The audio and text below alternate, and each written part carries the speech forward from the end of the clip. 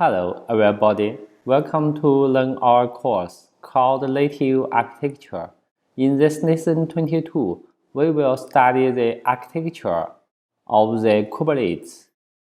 So first, we will learn the basic deployment architecture of the cluster. We can see this slide. The Kubernetes consists of a set of worker machines. These worker machines, such as these worker machines, are called nodes. These nodes we can run containerized applications in these nodes, and every cluster has at least one workload. So we need at least one workload, and the workloads host the pods, because such as the pods that are the component of the application workload, and the controller plane, because these are we can install this can be called the master node, and the controller plane manages the workloads. The controller plane manages the workloads and the pods in the cluster in the production environment. Okay, so this is the basic cluster Kubernetes cluster introduction. So in later we will introduce deeper in deep the components of the Kubernetes cluster. So first is the controller plane components. So we can hear there are 5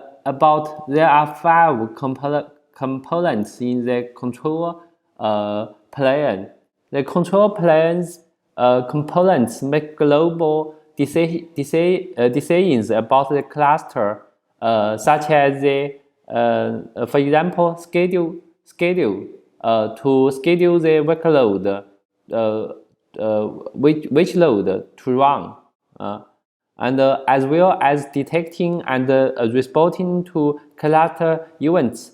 For example, starting up a few pod when a deployment replicates field is unspecified.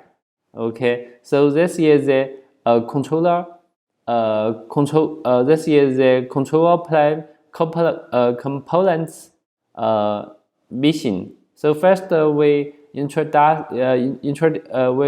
introduce the kube API server. The API server is a component of the Kubernetes controller plane that expose the Kubernetes API. The API server is the front end for the Kubernetes controller plane. Okay, and the etcd. This is etcd. We use the etcd as its consistent and highly available key value store, used as a Kubernetes backend store for class data. So we storing the cluster data in the etcd key value database. So if your Kubernetes cluster uses the etcd as its backend store, make sure back up these important data. And the kube schedule. Okay, this is the scheduled controller plane component that watch for newly created pods with no assigned load, and select a load for them to run on Yes, this can. It can assign a load to run the containerized service in the load. So it can the factors taken into account for scheduling decisions and include individual and collective resource requirements such as the hardware, software, and policy constraints. Okay, here we can use the kube controller manager. Kube controller manager that each controller is a separate process, but to reduce complexity, they are all compiled into a single binary and run in single pose. The controller manager are node controller responsible for noticing and responding when nodes going down, and the job controller watchers for job objects that present one-off task, and the endpoint controller populates the endpoint's object, and the service count token controllers create default accounts and API access token for new namespace. Okay, we can see here the cloud controller manager. Here,